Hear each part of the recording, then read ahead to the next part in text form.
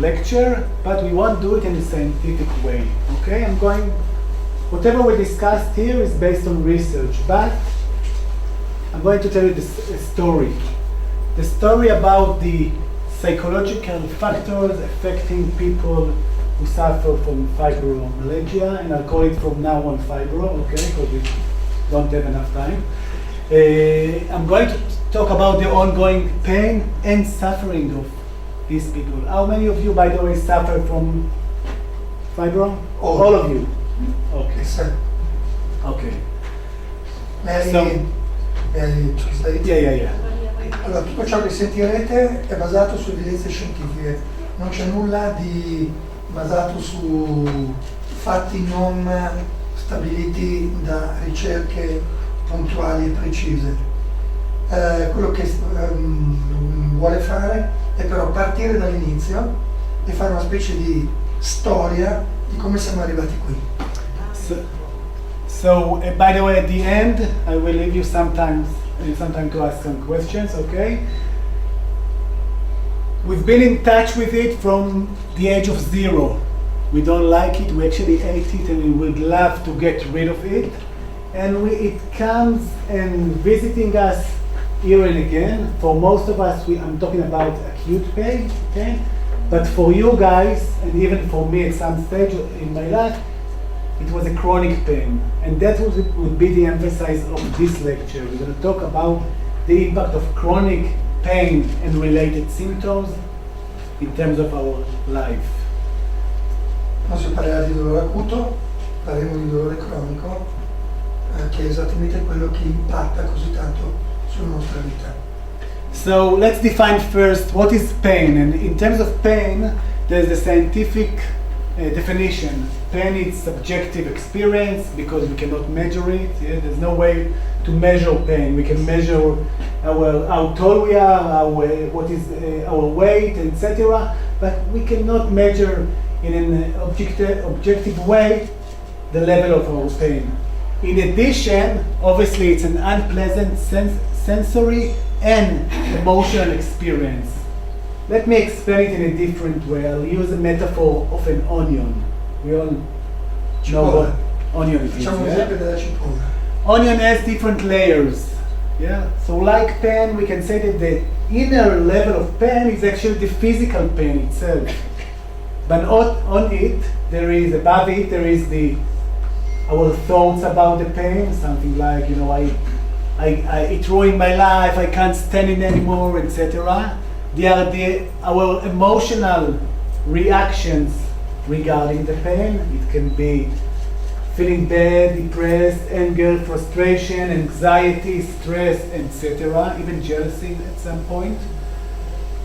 And there's another layer, which is our behaviors, all of the things that we do with regard to the pain.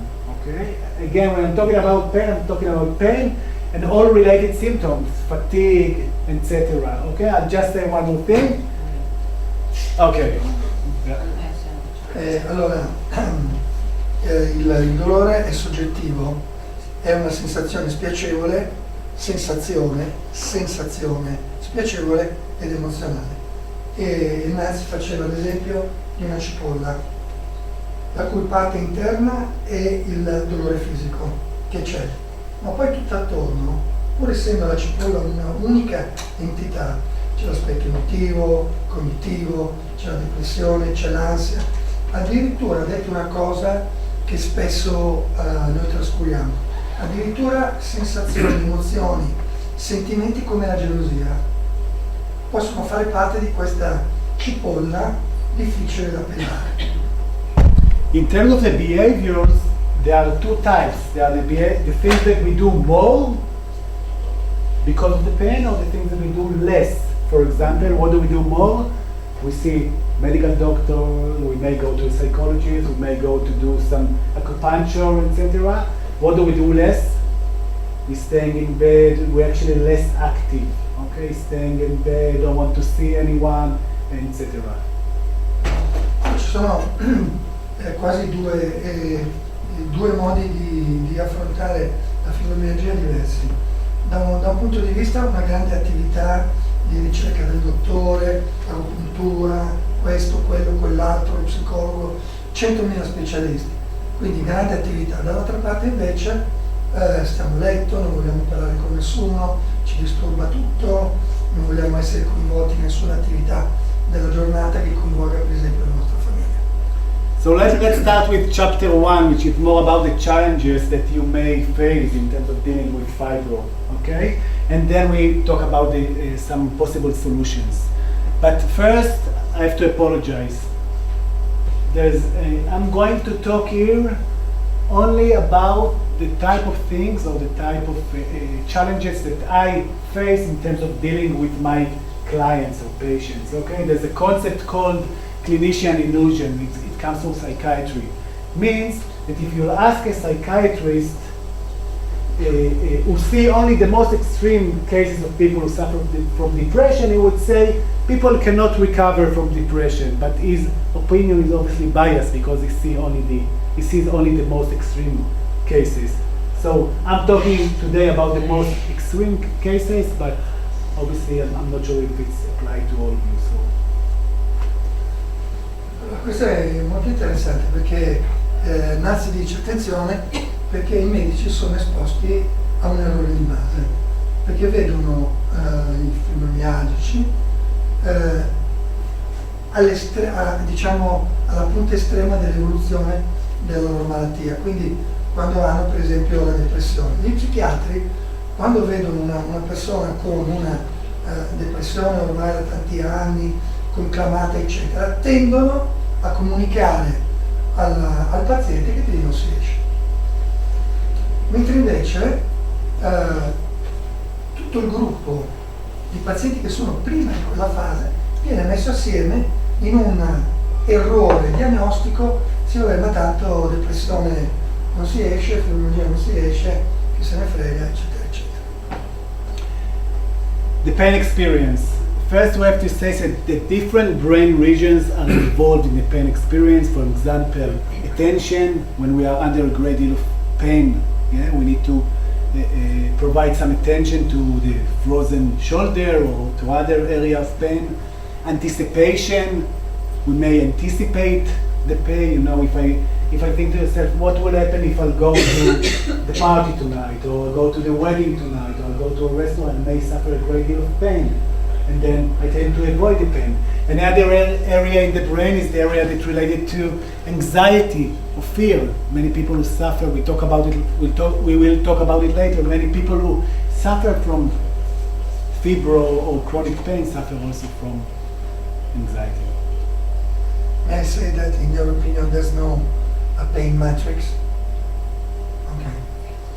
Quello che Naz sta dicendo è che non esiste un circuito del dolore, perché tutte le volte che abbiamo dolore andiamo a fare una risonanza magnetica funzionale bellissima con tutte le lucine in grado di mappare il cervello differenti colori, noi vediamo che aree legate all'attenzione, all'anticipazione, alla paura, all'ansietà e al dolore sono talmente mischiate che è impossibile definire quale di queste gioca il ruolo principale. Lui ha fatto un esempio. Stiamo andando a un party e cominciamo a pensare già adesso vado al party, sono in piedi, poi mi viene la mal di schiena, io lo so, non ci vado. Allora instauriamo un meccanismo negativo per cui o non ci si va e ci sentiamo colpevoli o ci si va e dopo un po' viene mal di schiena. Now I know how to say it in Italian.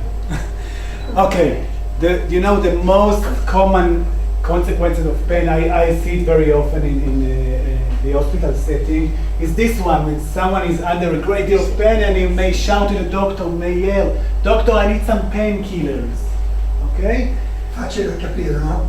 Cioè quando voi andate dal medico non andate a dirgli dottore mi dia una pastiglia per il dolore, e questo è sbagliato. I don't know if you yell in Italy, but in Israel people want, yeah, you do.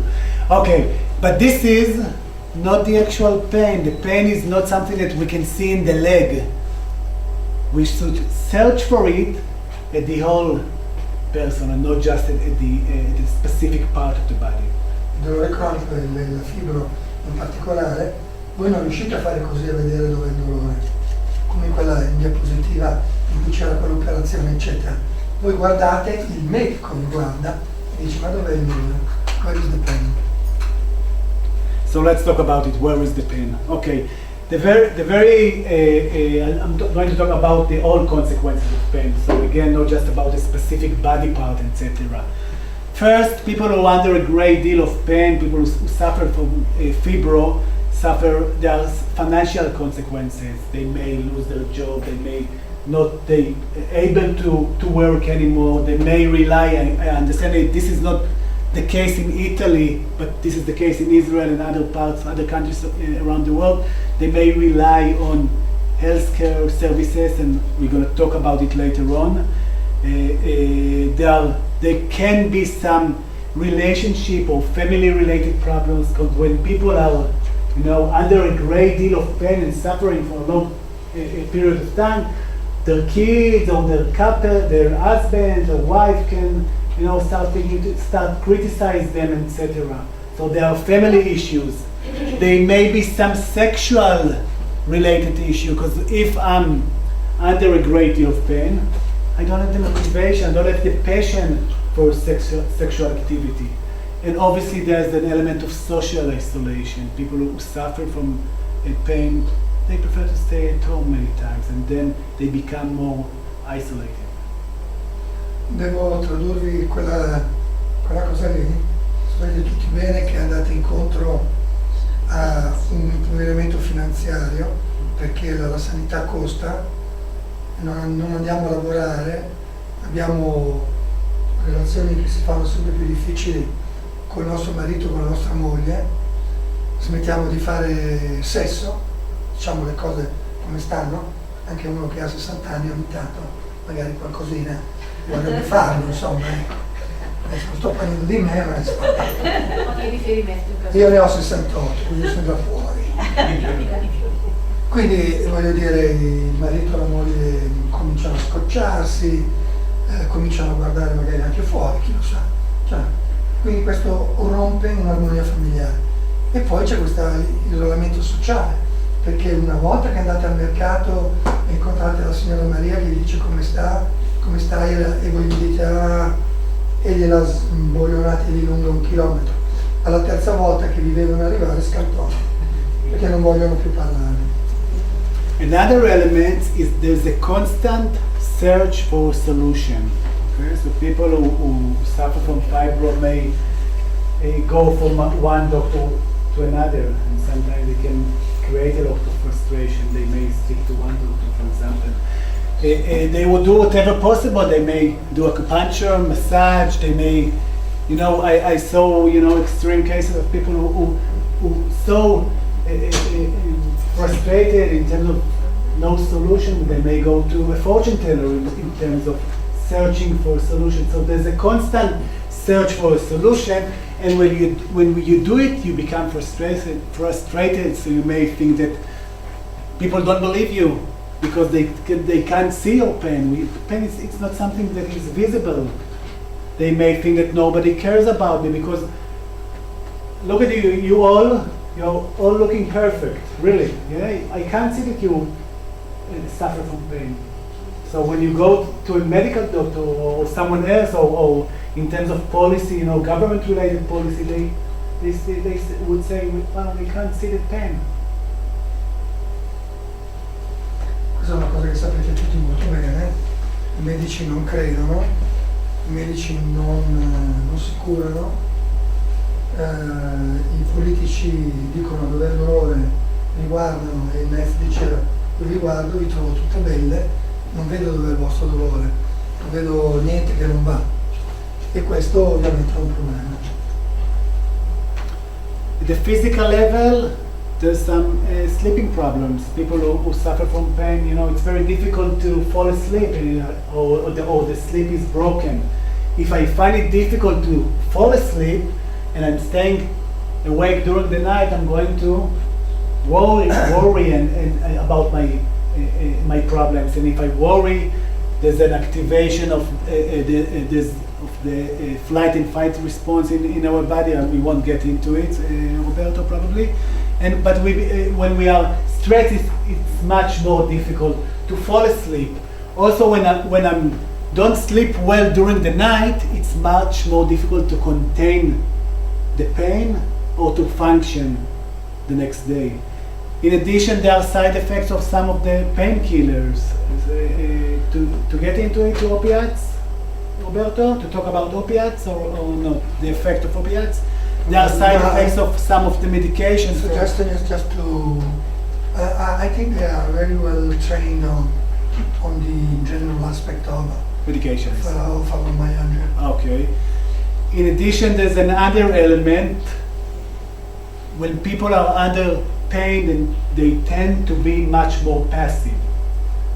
But then if I'm more and more passive, my body is less fit, means that there's a lower flexibility of the joints, the muscles getting weaker and weaker. And now bear this input in mind, and you all know, I'm talking about this one, we all know that you have worse day and better days in terms of your pain. And then probably on a good day, you may say to yourself, I'm going to clean the house now, or I'm going to do the garden now. And then you do it, but because the body is not fit, you pay for it later on. There's a payment for it later on. Beh, questa è una cosa che sapete tutti voi, sembra una fotografia, lei è molto chiaro in questo. Lascio tutta la parte sopra che la sapete bene anche voi. Ci sono dei giorni in cui state meglio, giorni in cui state peggio, e quando voi state meglio buttate per aria la casa, dice è un mese che non pulisco le vetri, tende, eccetera. Il giorno dopo la pagate, the payment, il pagamento. Quindi questa è una stupidaggine che fate sempre, che non vi ricordate che meno vi muovete, meno le vostre articolazioni, i vostri muscoli sono idonei a quello che poi voi, quando vi sentite meglio, vorreste fare. Però ha scatenato un meccanismo di rincorsa, giorni buoni e giorni cattivi perché avete fatto di tutto. Quindi. You know, I do many, every week I see probably 50 patients with fibro. And I do CBT groups for people with fibromyalgia. And I'm not sure if this is the case about you guys, but many people with fibro, in terms of their personality, they strive for perfection. Means that if they do something, they don't know when to stop, and then there's the payment. Then they may pay for it later on. So the first lesson in terms of cognitive behavioral therapy, it's about learning to stop, learning when to do what and when to stop something, not going till the end.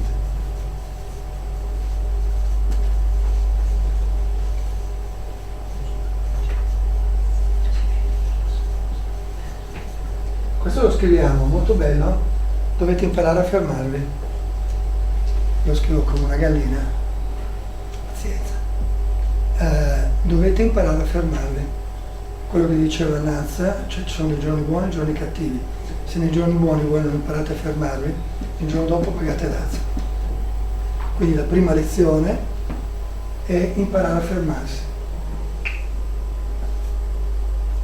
Che fa parte della strategia cognitivo-comportamentale. Non c'è bisogno di andare dal medico, dovete solo capirlo e metterlo lì. Another consequence is the link between pain and anxiety. We do know that there's people who suffer from pain. Many of them, 1 in 3 actually, suffer also from anxiety disorder.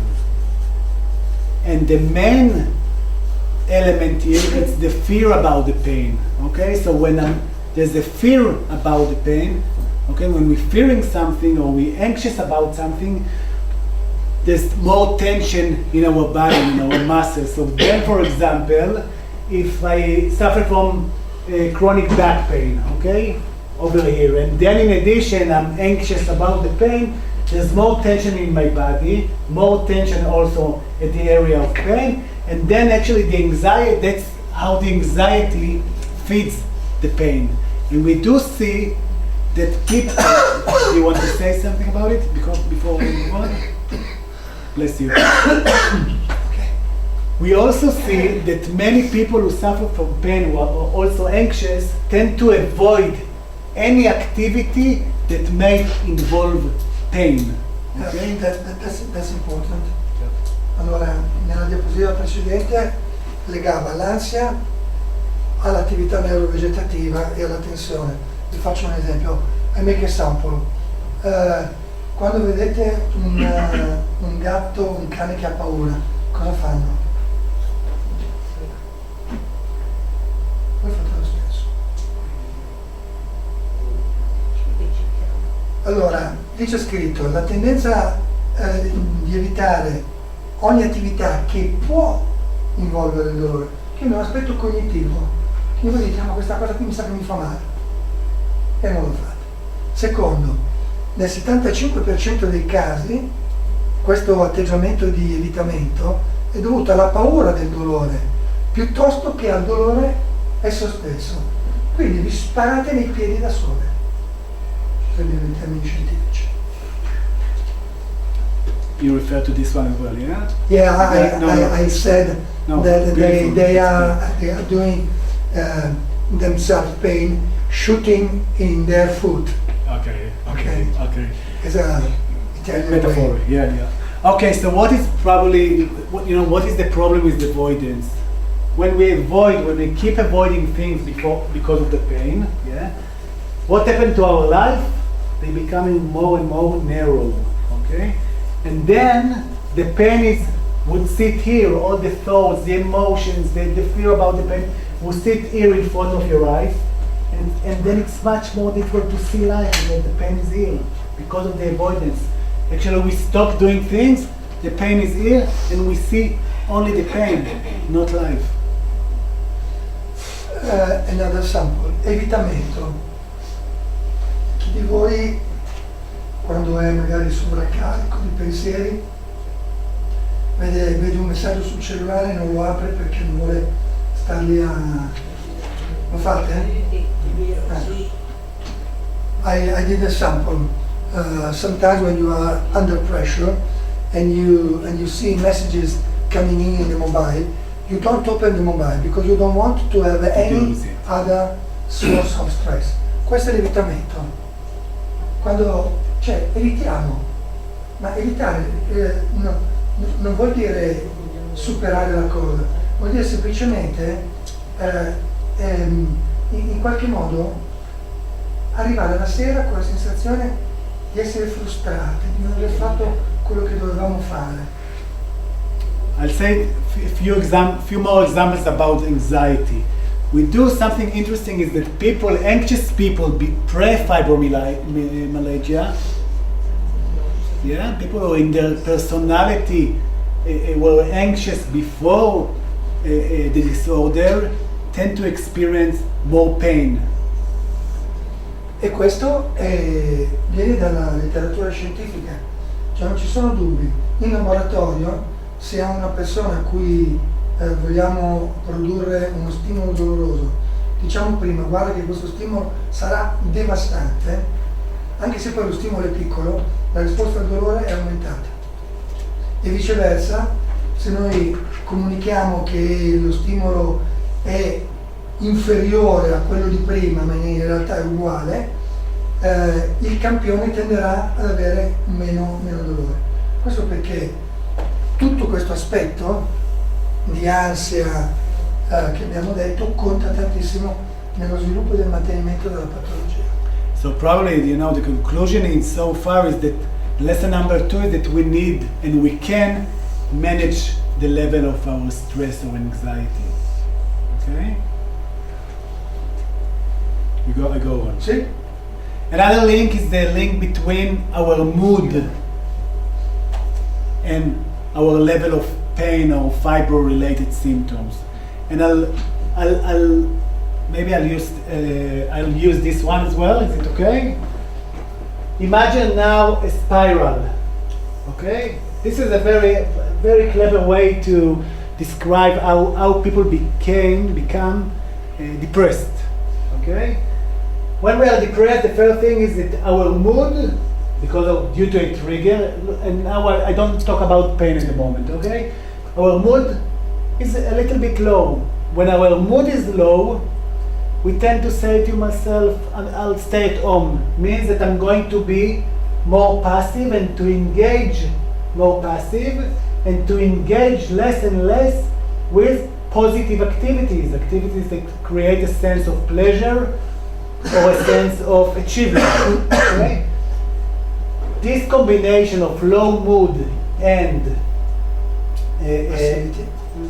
passivity, yeah, creates a lower level of energy. Okay, lower level of energy and less energy and more passivity. The mood is getting lower.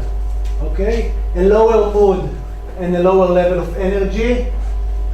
I'm staying at home. I'm more passive, and then it leads to depression. Shall I continue about this? Just to write down, mood is umore. Umore. Se l'umore è deflesso, tendiamo a essere passivi. Se siamo passivi, il nostro livello di energia diminuisce. Se siamo passivi, il nostro livello di energia diminuisce, anche l'umore diminuisce. Siamo sempre più passivi e alla fine della fiera ci ritroviamo a essere depressi. Okay. Now let's add two more factors here. One, it's the way we think. Okay, our thoughts. Pensiero. Okay. Come noi pensiamo, quello è il nostro atteggiamento. And the other one is pain. Okay. E l'altra cosa è il dolore. So if we think in a negative way, we're more likely to feel negative. Yeah? If we think in a negative way, we may say to myself, a negative thought would be, I would like to stay at home, not going out, so I'm going to do less. But if I'm doing less, I'm going to think in a more negative way, okay? And if I'm thinking in a negative way, it may affect my level of energy as well, and vice versa. And then pain. Pain and mood are interrelated in terms of brain functioning, okay? The same area, more or less, that is in charge of our mood is in charge of the pain as well, okay? The pain, if I'm more in pain, I'm more passive. If I'm more passive, we do know today that if we are more passive, we may experience more pain. And pain, it's also, it reduce the level of energy as well. So all of these factors are interrelated and can increase the level of depression. Questo è, se il nostro umore è basso e noi abbiamo dolore, cominciamo a pensare in termini di evitamento, incominciamo a essere passivi, più siamo passivi più il dolore aumenta quando ci muoviamo, più il dolore aumenta quando ci muoviamo, più noi diventiamo passivi, più il nostro umore si deprime, e tutte queste cose sono così interconnesse che in realtà forse, may I say that at a certain point pain is at least important as is the mood, as it is the passive way of working. Questo conferma, per non capire, ma a un certo punto della vostra malattia il dolore forse non è neanche più l'aspetto principale, perché il dolore, la passività, il rumore depresso e la mancanza di energia diventano un tutt'uno. So there's the lesson number 3, there's a crucial need for psychological support. But the support, we'll talk about it, how to do it, not just support, to give you a shoulder, I'm saying it with a smile, yeah? To cry on, but a support that would help you to manage your pain, your mood, your stress level in a different way, and we'll talk about it soon how. Questo è diciamo che è un buffetto amichevole. Lo psicologo non è quello a cui dovete andare per cercare una spalla su cui piangere, scaricare le vostre cose, poi dire beh, le ho raccontate a qualcuno, sono contento. Lo psicologo ha una funzione di aiutarvi a rompere questo vicious circle, questo circuito vizioso tra dolore, umore negativo, passività, mancanza di energia, eccetera. Questo è lo psicologo, non è il confidente. I'd like to share with you now a very important data, scientific data. This one. Belief, anticipation, and expectation are better predictors of pain and disability than any other physical pathology. What does it mean? It means that two people, can suffer from the same problem. Let's say a whiplash, okay? Two guys. Do you know what why I'm saying two guys? Because if it would be a man and a woman has 50% more likelihood to suffer from. So, two guys can suffer from whiplash. One would stay at home all day for 6 months doing nothing, and the other one would be in pain but would function. The main difference between the two of them is their beliefs, the way they think about their issue, about their problem, about their pain. Questa è una cosa importantissima e come vedete c'è la voce biografica. Dennis Turk è veramente molto famoso, pubblicato qualche anno fa, dice che la predittività del dolore, della disabilità è meglio, sto incartando quello italiano, è più facile predire un dolore cronico guardando le credenze, l'anticipazione e le aspettative che qualsiasi altro parametro fisico. Cioè, questo vuol dire che c'è anche il problema fisico, ma sopra il problema fisico quello che conta sono le credenze, l'anticipazione e le aspettative, che è esattamente quello che abbiamo visto prima. Non andiamo a ballare perché poi ci farà male, però poi dall'altra parte facciamo i mestieri che ci massacriamo, se vogliamo dei comportamenti assolutamente non corretti. I'll explain it furthermore because I think it's a very important one. We can go back 2000 years, okay, to a great philosopher that was saying this phrase: man is disturbed not by things but by the view he takes on them, okay? Two guys can be in a similar situation and can view it totally different. For one it would be the worst case scenario, and for the other one it would be the best case scenario. Yeah? Epitteto, che è un filosofo greco, diceva che l'uomo è più disturbato non tanto dalle cose, ma dalla visione che lui ha di quelle. Cioè, per dirlo in termini banali, che ne so, ho un piccolo incidente in macchina dove non so, ho rotto il fanale, chi se ne frega. Oddio, tragedia greca. Adesso come farò? Mio marito cosa mi dice? L'assicurazione sarà colpa mia, mi aumenteranno il massimale, eccetera.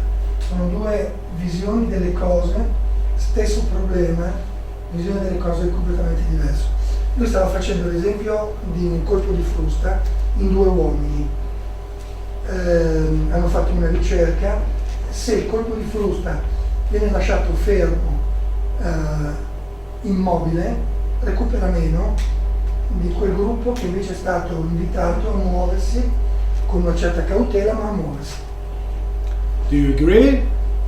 Do you agree, guys?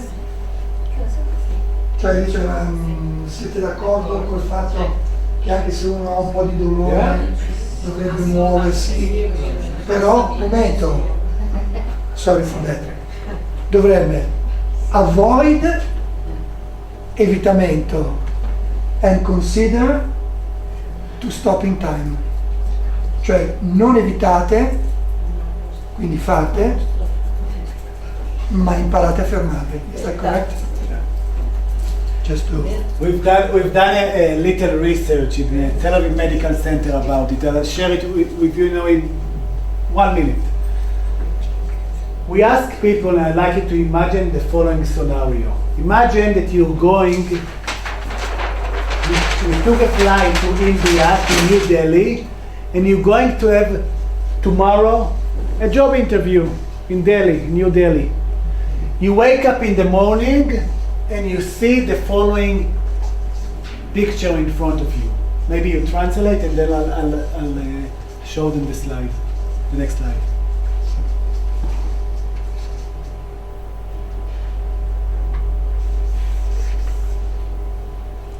Okay, so again, I'll say it again. So we ask participants to imagine the following scenario. That tomorrow they're going to have a job interview in Delhi, New Delhi, India. They take a flight to Delhi. They wake up in the morning and they see this Traffic jam. yeah, so means that they won't be in time at the job interview. Ok. Allora, voi avete un'opportunità di lavoro a Nuova Delhi in India. Siete brave? Vi vogliono in India. Prendete l'aereo, vi alzate presto la mattina, prendete l'aereo, volate a Nuova Delhi, scendete a Nuova Delhi e poi vi trovate in mezzo a quel casino lì di macchine, quindi arriverete sicuramente tardi. Look what happened. Look at the spectrum of thoughts people, how people react. So one, they were asked to say what would pop into your mind first. So one said, it's always the same for me. Another one, I'm worthless, it's always happened to me, or so I'm unlucky. Some people said, no problem, all good, no worries, mate, everything is okay. So a very wide range of reaction. La cosa ci succede tutti i giorni sulla tangenziale di Milano. È sempre la stessa cosa, come sono sfigato, cioè arrivo tardi, perderò il lavoro, mi massacreranno, non riuscirò neanche a entrare e mi butteranno fuori, oppure vabbè, ma qui è sempre la stessa cosa, non ti preoccupare, tanto voglio dire, arrivo tardi io, arrivano tardi anche gli altri. Questo è un atteggiamento nei confronti della vita e delle piccole cose che la vita ci propone tutti i giorni. So these are their thoughts, yeah? Just the very initial thoughts. Then we ask them about their emotions. And that's what they were saying. E quindi, cioè, questa è un'intervista. Cioè, quando un paziente con la fibromialgia va nel suo ambulatorio, lui gli fa questa domanda per chiedere qual è l'atteggiamento di base. This is something that you are using during your your practice. Research that we've done. Yeah, okay. Okay. L'hanno usato per fare ricerca, quindi per avere un dato vero.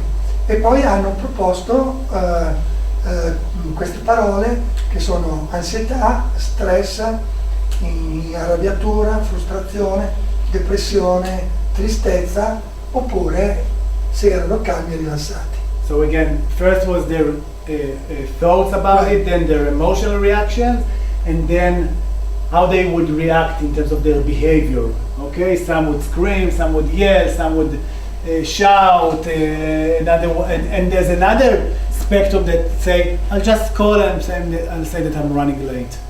Quindi, prima domanda, come reagisci? Seconda domanda, che parole utilizzeresti? Terza domanda, cosa fai? Ti metti a urlare, imprecare, dare delle botte in testa al tassista, oppure alzi in mano il cellulare e chiami? And these findings actually suggest it's the way we think that impact on the way we feel and on the way we behave. E questo è straordinario, cioè come noi reagiamo condiziona come noi viviamo la cosa, impatta su come noi reagiamo concretamente, in un caso disperandoci, nell'altro caso alzando in mano il cellulare e chiamando.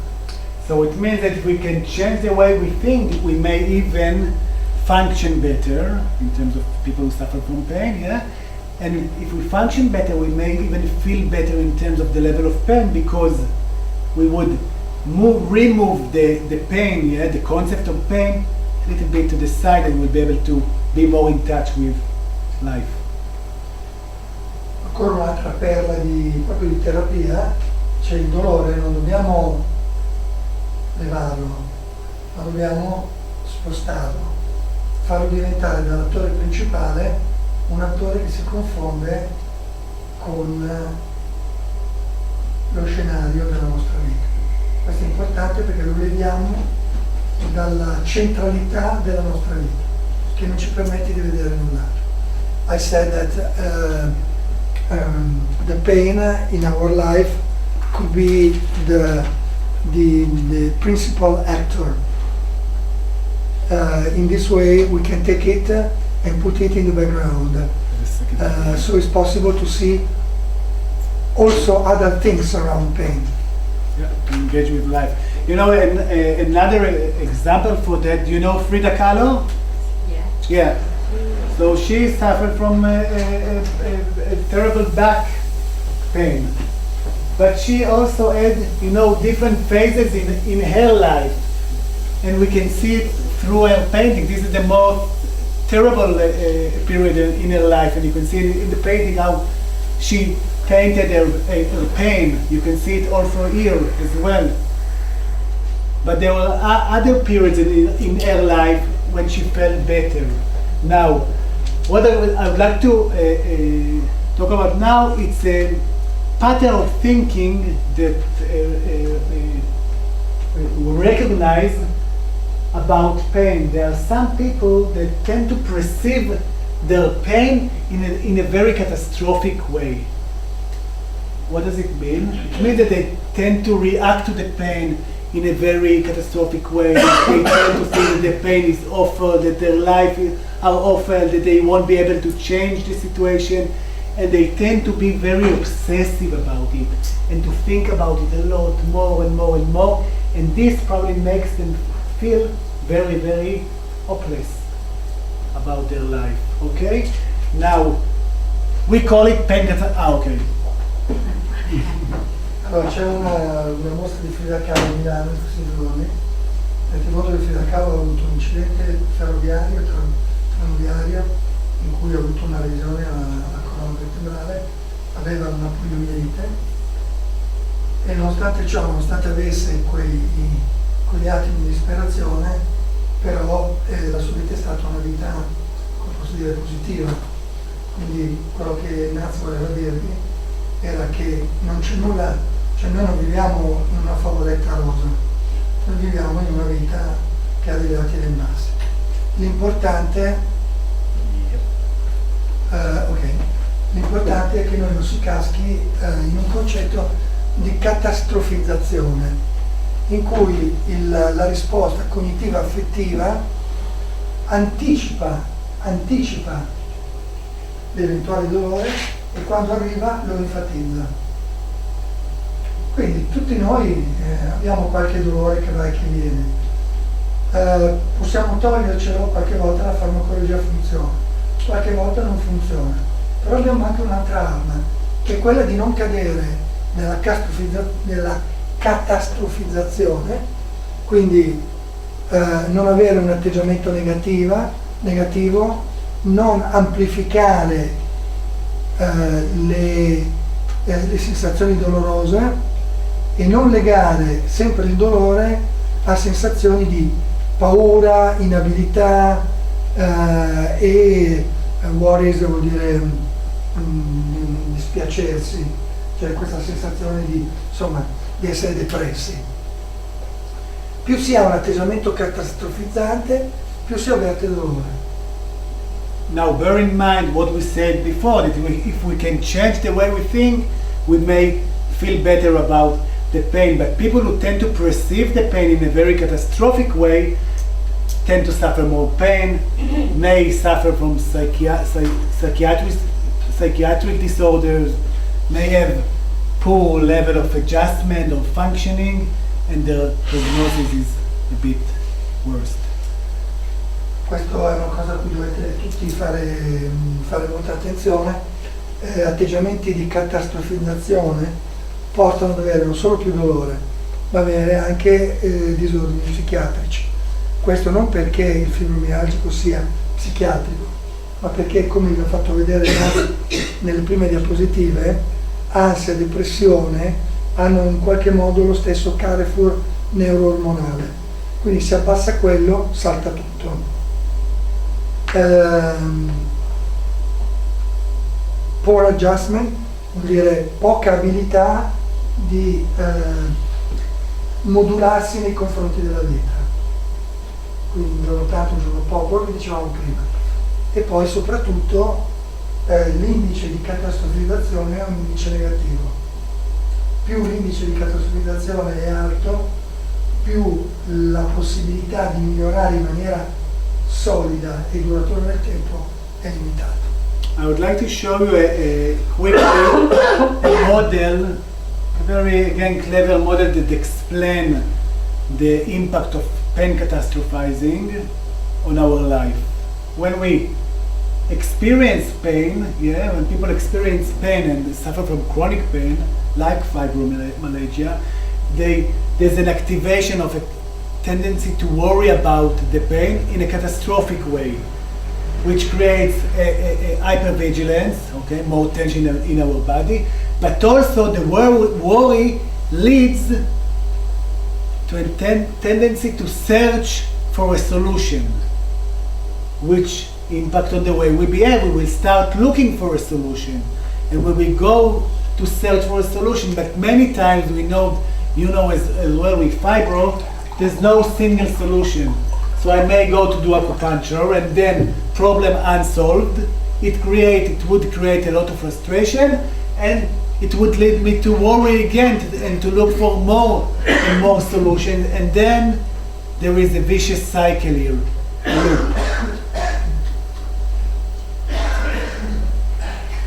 We'll wait for, maybe I need another translator. No, questa qui è una... Take your time. È un bello schema dove in alto vedete che c'è il dolore. Il dolore in una paziente che catastrofizza genera un'ipervigilanza. Oddio, cosa succede?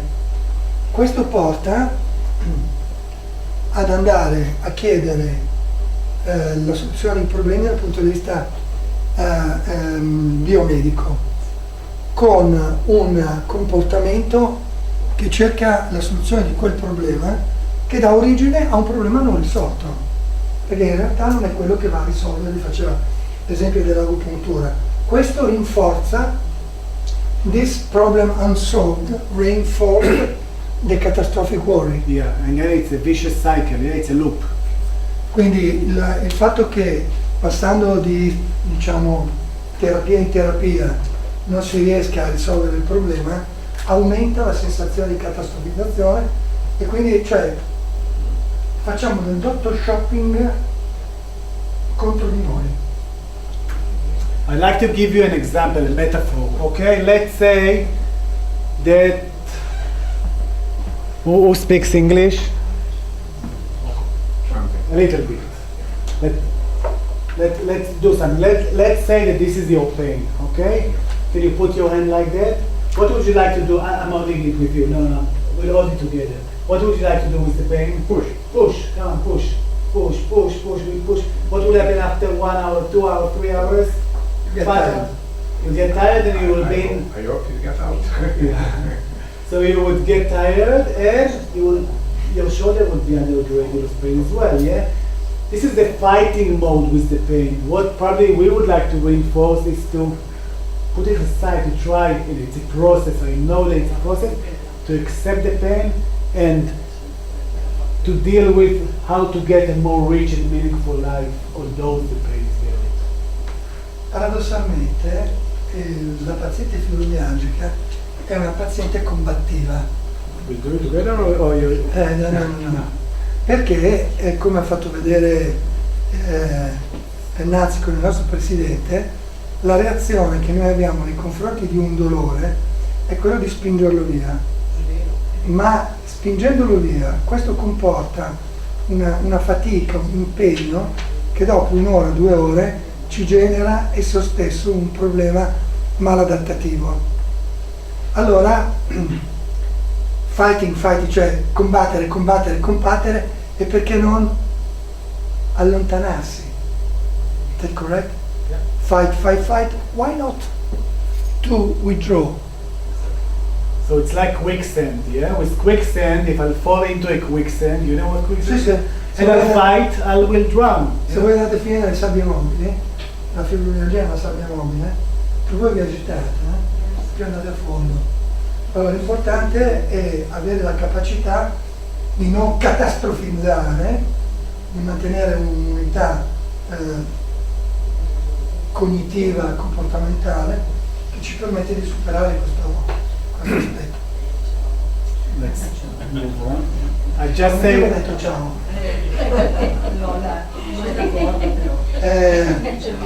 That distinguished lady said, "See, bye bye, honey. my word, my Bye bye, honey." Means it's not so easy to let go. to not fight but withdraw. I know. I have to tell you something. I didn't mention it so far.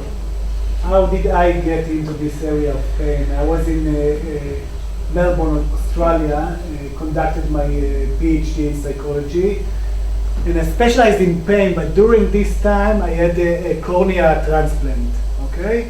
And for 3 years, I was under a great deal of pain.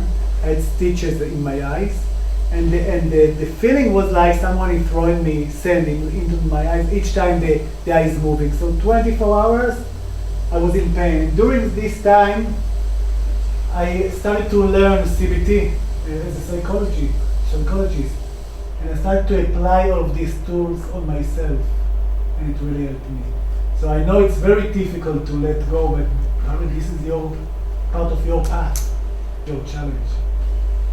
Lui ha fatto il dottorato di ricerca in Australia e quando era in Australia gli hanno trapiantato la cornea. Io ho fatto la cataratta un mese fa, poi vi racconto anche la mia.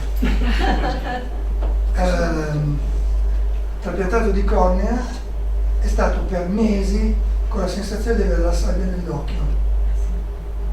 Una sensazione devastante, che non è un dolore che uno dice non posso vivere, però è devastante.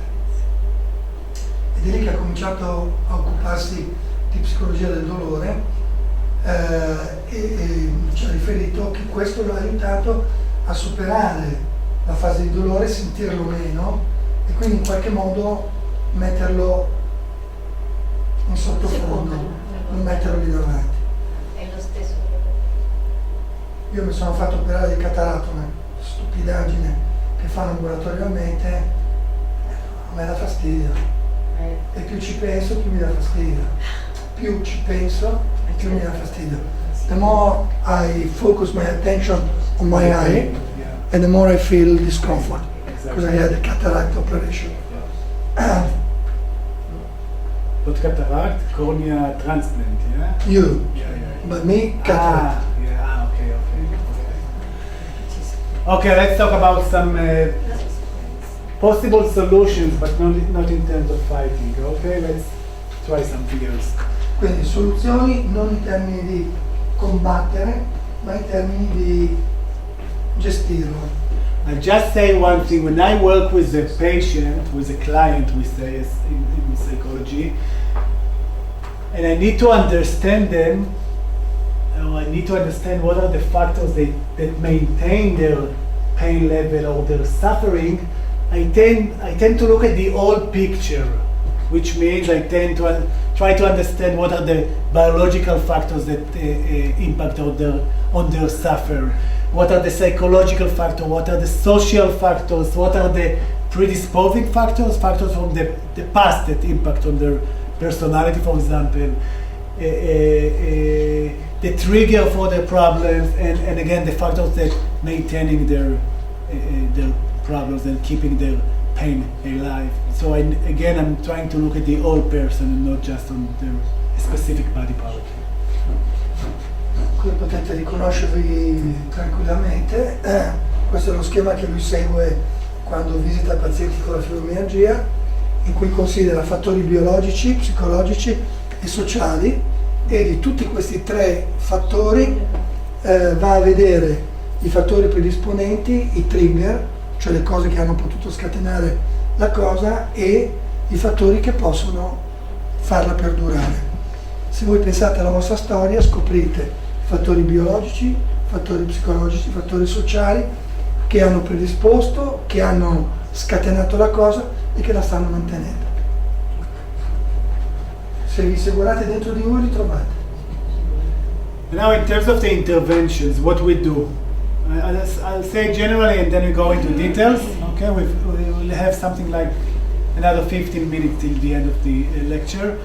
I start with psychoeducation. Psychoeducation, it's what we've done today. I tend to explain my clients about how pain impacts their life, but also how their way of thinking or their emotions or their behavior keeping the pain alive.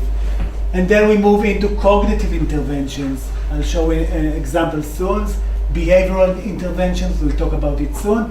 And that's obviously in conjunction with medical, physiological intervention. So there's a multidisciplinary approach in terms of dealing or assisting people with fibro.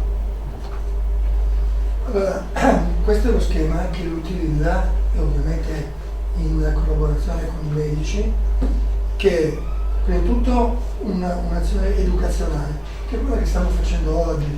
Stiamo raccontando le cose in modo tale che il paziente sia in grado di inquadrarsi in un quadro di sindrome. Poi l'intervento cognitivo, quello comportamentale, ovviamente ancora in collaborazione con i medici, per fare che cosa? Per migliorare l'esperienza del dolore, cioè come ognuno di noi la vive, migliorare il livello di funzionalità e controllare i sintomi psicologici. Terapia del dolore, riabilitazione, approccio psicologico. And I have to say one more thing. The main goal would be this one, okay? Yes. Because if we want to change your pain level, so maybe we can give you some opiates, but then if you take too many medications, you won't be able to function. You'll sit like a zombie doing nothing. Yeah. So the goal would be to have the right balance between the medication and the level of functions. This is the main goal. If you'll be able to function, your pain experience would be reduced. I give them my experience because working in a rehabilitation center, Yeah. I do believe that your idea is the pivotal idea. Molto spesso io ho pazienti a cui riesco a modificare l'aspetto funzionale, però loro mi dicono sì vabbè io mi muovo meglio, faccio le cose meglio, ma ho ancora dolore.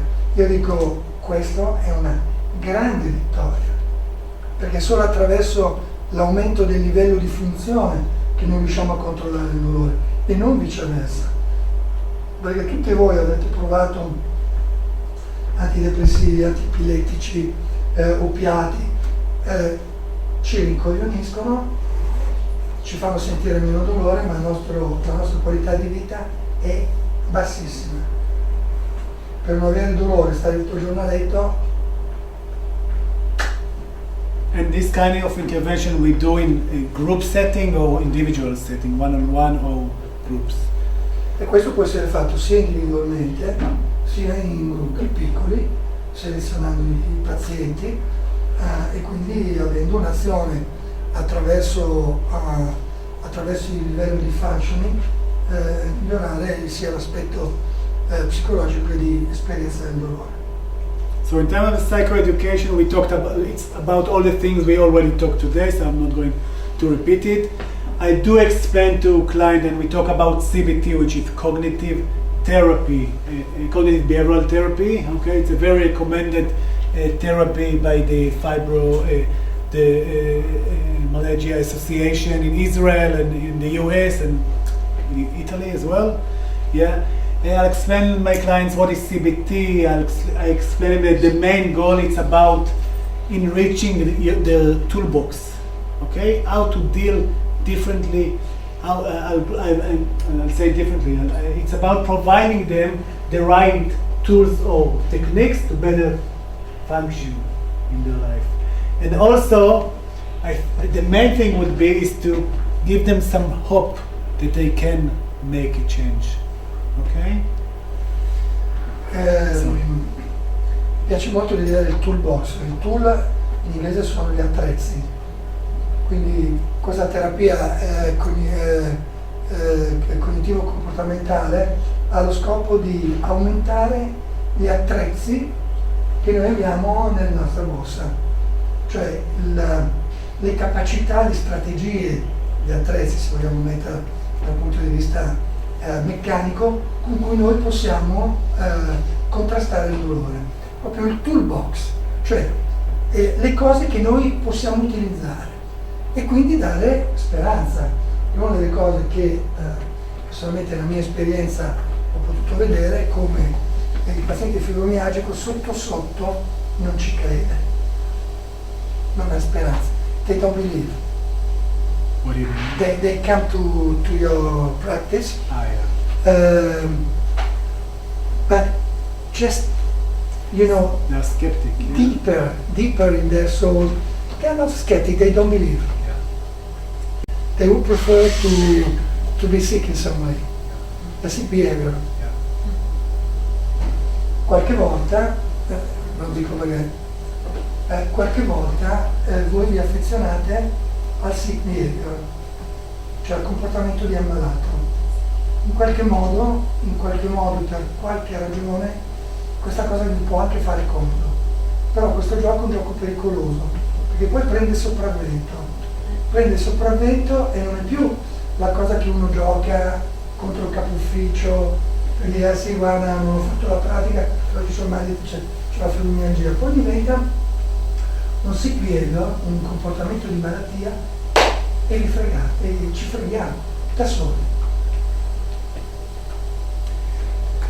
This is a very standard diagram of what is CBT and about the impact, or maybe more about the impact of the way we think on our pain level. This is something that I would explore with my clients about their own way of thinking. Yes, so, but this is an example. A pain, a specific pain experience in a specific time may raise this kind of thoughts, automatic thought. I can't stand it, it's ruining my life. As a result, I'll feel anxious, frustration, depression, anger, which will lead to passivity and tension, to more negative automatic thoughts, to more pain, etc. In CBT, we help clients to challenge this way of thinking, not to believe whatever your mind is telling you. If your mind is telling you, no, I won't be able, I can't do anything, yeah? So we are going to challenge it in therapy, and to, rather than believing these thoughts, we try to view things in a different way. So for example, we can't say, you know, that pain is ruining your life because you all have, I think, grandchildren and wife or husbands and kids and family and very good things in your life as well. But when we into this vicious cycle, it's very difficult for us to see things in a positive way. Okay? And the aim of therapy is not about being positive. I don't believe in being in happiness, for example. I don't believe that we can find happiness in our life.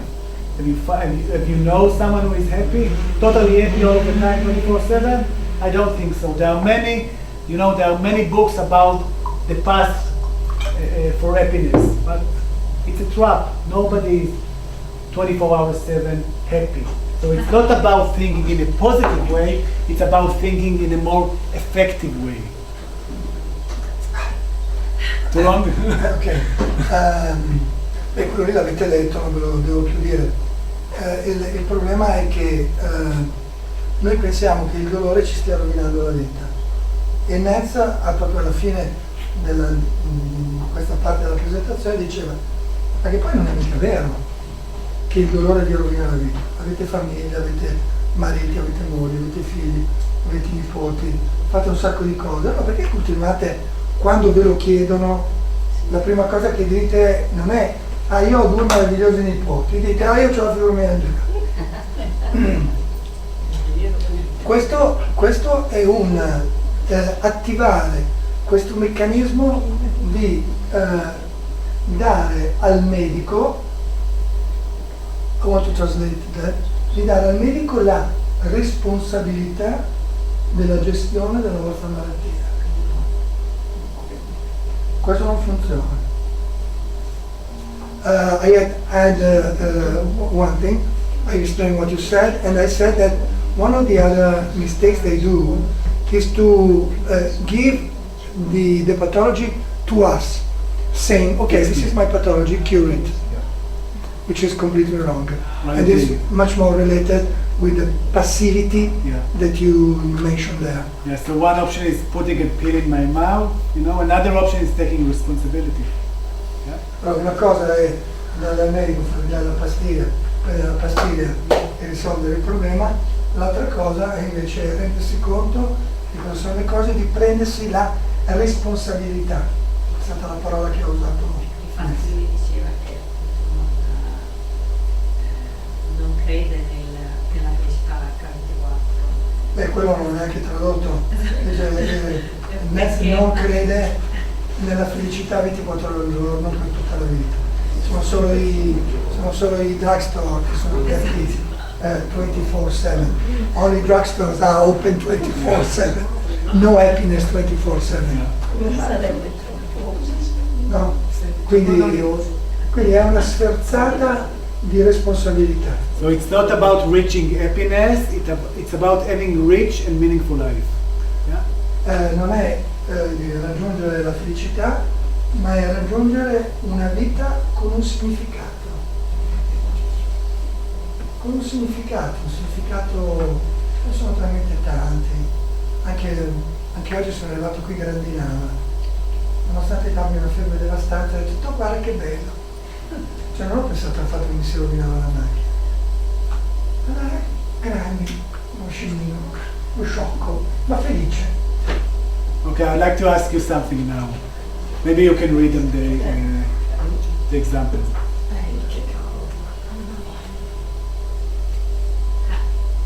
Allora, in Himalaya gli Sherpa portano tutto il giorno su e giù per delle cose così, dei pesi che sono circa l'80% del loro peso, cioè io peso 82 kg, 70 kg, tutto il giorno. E io sono stato in Himalaya in una ricerca scientifica, vi assicuro che a un certo punto non sono riuscito a portarmi neanche sullo spazzolino da mente. Ho dato allo Sherpa perché non ce la facciamo.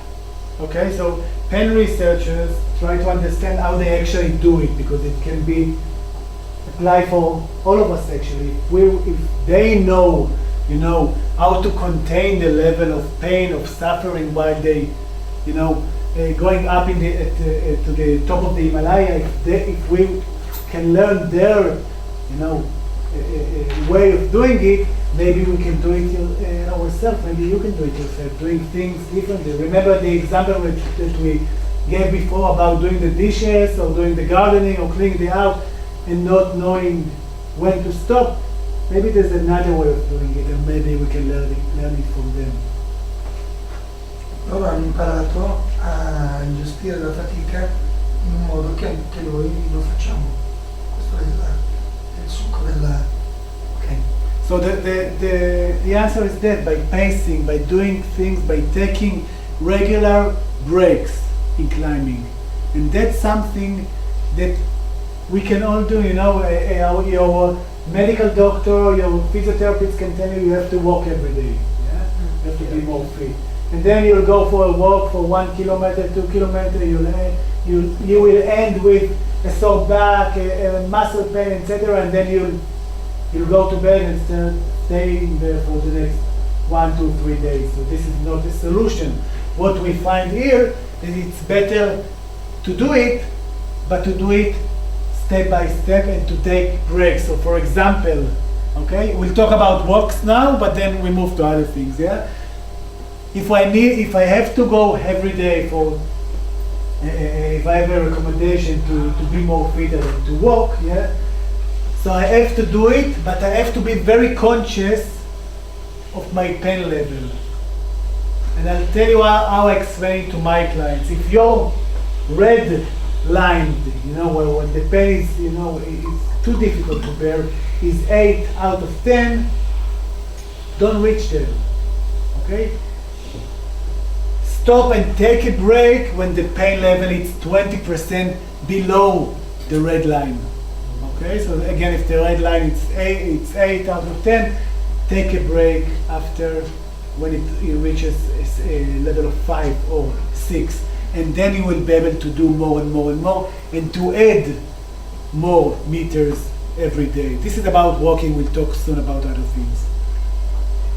uno dei primi step è proprio quello di cominciare un'attività fisica che lui chiama pacing, cioè non eccessiva, non smodata, come fate quando lavate o pulite casa, partendo da un 70% quella che è le vostre capacità e poi aumentando o 50 metri o un minuto al giorno.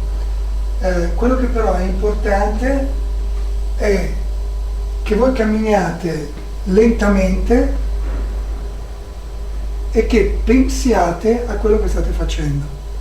Why being aware on the way you think? Because if tomorrow I'll start walking, and if we said before that sometimes not all of the clients who suffer from people who suffer from fibromyalgia, but some of them tend to strive for perfection or don't know when to say stop, okay?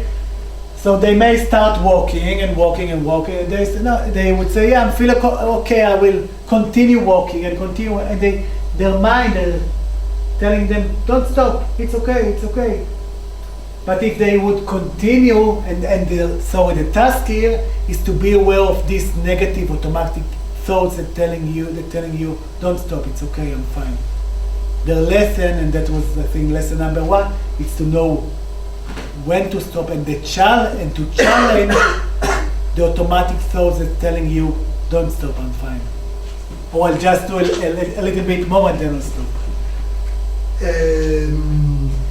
Bisogna stare attenti a come noi pensiamo questi esercizi. Dobbiamo pensare sempre in modo negativo.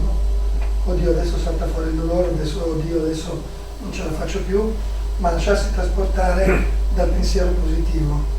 Cioè, tutto sommato riesco a farlo, ancora 10 metri,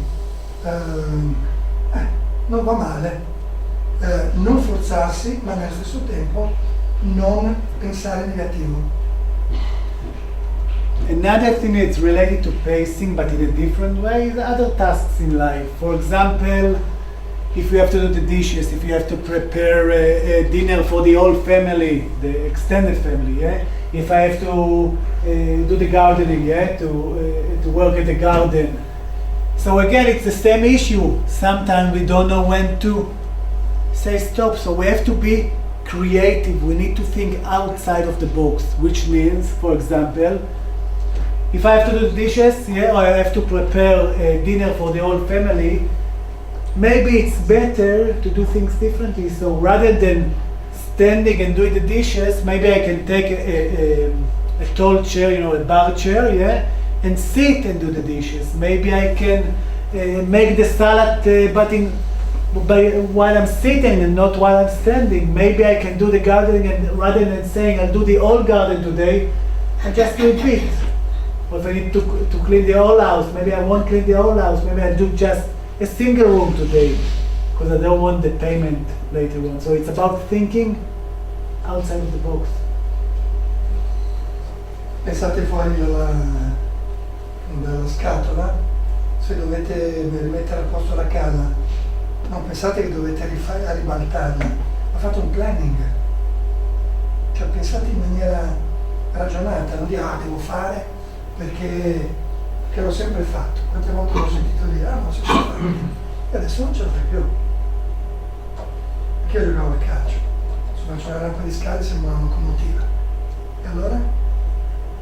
E dico sempre a San Politella, specialmente per le donne, abbiamo i capelli bianchi, ce li tingiamo e ci sembra di essere più giovani. Questo non è assolutamente vero. Quello che possiamo fare adesso non può essere paragonato a quello che facevamo 20 anni fa, perché non funziona, perché è e poi lo trovo in inglese, è un mettersi davanti dei target sapendo di non poterli raggiungere. Non ingannatevi. I was saying another thing. Sometimes the patients fixed the goal so high, knowing that they will not reach the goal. This is another thing that I wanted to stress, because usually, just in case of dishes or just in case of gardening, they put the goal too high, knowing that they are not able to reach the goal. And so they fail. So they fail, and the failure reinforce the negative thinking. This is Small goals. yeah. This is what I was saying. Yeah. say. You know, the guys who tend to climb on the Everest, if they start climbing and then they will look up, they would say, wow, it's impossible. They just do it step by step. Okay? So, Chi va sull'Everest non guarda la cima e dice ma devo arrivare là, ma veramente fa passo per passo. E vi posso dare la mia esperienza personale. Io sono stato a 5050 metri in una spedizione scientifica. Gli ultimi 200 metri il mio collega si è buttato per terra e si è messo a piangere, ha detto io torno indietro. Io sono riuscito ad andare avanti smettendo di guardare dove dovevo arrivare, ma facendo veramente un passo per volta. E sono arrivato lì. okay. At the behavioral level, other techniques that we use relaxation techniques. Okay, we know that it can work very good in terms of reduction of muscle tone. Okay, it can also activate the relaxation response in our body and mind, and then we can sleep better, for example, without drugs or with less drugs, for example. We use also mindfulness group. Are you familiar with the concept of mindfulness? Yeah? Chi di voi ha fatto mai corsi di mindfulness? Io sono una psicologa, Quindi- io comportamentale, Ok. ecco, quando mi di dolore comunque utilizzo molto le tecniche di mindfulness con i pazienti. She's a psychologist Ah, and she's doing mindfulness with the patients. excellent. So we do know, you know, it's a whole story for another lecture. Yeah, mindfulness can be a very effective tool because this is the definition of mindfulness. This is awareness that arises through paying attention on purpose in the present moment in a non-judgmental way. Okay, when we do it, when we do things and we fix our attention on the present moment, we are less likely to provide attention to the pain, for example, and we can even contain the pain in a better way. We do know from studies, and I'm not going into it today. I'm not going into it, not today, just today. We know that mindfulness can improve, you know, in a very good way our mental health. It can prevent depression or relapse in terms of depression. It can improve physical well-being in terms of medical symptoms, pain level. So this is something, you know, for another lecture, not for today, but it's worthwhile, you know, searching some way to practice mindfulness. So it can be very, very effective. You might go back. Yes. Okay. Potrei. Mindfulness è awareness, la consapevolezza che sorge attraverso il porgere l'attenzione al momento che si sta vivendo, senza giudicarlo. Cioè non ci deve essere un atteggiamento di giudizio, oddio cosa sarà o cosa sto facendo, ma semplicemente come sto, cosa sto facendo. Quindi un atteggiamento che secondo me fa bene in tutti gli aspetti della nostra giornata, quello di vivere il momento, che poi è quello che ci dicevano anche i filosofi, che noi abbiamo girato in maniera vergognosa, che è il carpe diem, che non vuol dire fai tutto quello che ti viene in mente, ma semplicemente vivi il momento con consapevolezza, cosa che molto spesso noi non facciamo e siamo sempre proiettati a oddio adesso avrò il dolore, oddio adesso avrò la catastrofe, oddio adesso non ce la farò, oddio ho fatto i mestieri ma non li ho ancora finiti, cadrà il soffitto. Nulla di tutto ciò. So you explained, yeah, about the thinking and analyzing. Yeah, I don't need to explain it. Yeah? Yeah, okay. That's what you explained, yeah? Yeah. Okay. The last thing that we tend to do in CBT, behavioral experiments. What does it mean? Behavioral experiment means that we working on changing our beliefs, but through a behavioral experiment. I'll give you an example. An example would be many of patients or clients or people who suffer from chronic pain tend to form their beliefs during the acute phase of pain. Okay? At the very beginning, when they suffer pain, the very beginning of the fibromyalgia, for example, they tend to stop doing things. Okay? And they tend to say to themselves, yeah, if I'll go to the movies, I will suffer because of the air conditioner, because of the cold, because I'll have to sit all for 90 minutes or more. If I go to the party or to a wedding, I'll pay for it later on. And all of these beliefs were formed during the acute phase of pain, and they are still there. Do you want to translate and then I'll continue? It's interesting. Ok.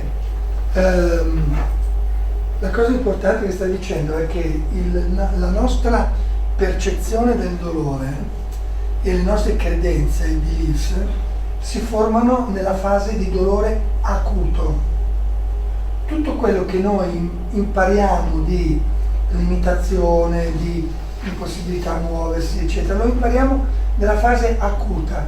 Dopodiché prendiamo questo modello, ci affezioniamo a questo modello e lo trasportiamo in situazioni che non sono più acute, ma sono, come diceva Annez, se andiamo a vedere un film, c'è l'aria condizionata, io non vado perché sennò poi è un disastro, oppure non vado a fare, non so, con gli amici perché sennò poi il giorno dopo, eccetera, eccetera. Ma quindi what if, cosa succede se, cosa succede se, cosa succede se. Questo si forma nella fase del dolore acuto, ok? In the acute phase. Yes, and then we keep it. You form your beliefs During the acute? on pain. Yeah, exactly. Okay. And then, sorry, finished? Yeah. Yeah. And then, look at these kind of thoughts. What are we saying to ourselves? What if I will be in pain? What if something would happen? What if I'll go in the street and I'll fall down? Okay? All of these thoughts are speculations about the future. We predict, like a fortune teller, yeah, in a negative way. We predict the future in a negative way, and then it creates avoidance. We don't do. In a behavioral experiment, we actually created an experiment with the client. The aim is to try to do things in a different way, rather than avoidance. So we send the client, let's make an experiment this week. You would go to the movie and you will test the belief that you will suffer if you go there. Then I'll ask the client even to rate the level of joy or pleasure while they were in the movies or in a party or whatever. Okay, so the aim of behavioral experiment is to try to do things in contrast to the belief that were formed in the acute phase. Is it clear? Yeah. L'approccio comportamentale è quindi quello di testare le vostre credenze. Quindi in un contesto di presa in carico, lo psicologo dice: ok, tu pensi che andare al cinema con l'aria condizionata fa questo e questo? Ok, proviamo. Riportami poi un rate di cos'era prima e di cos'era dopo. E questo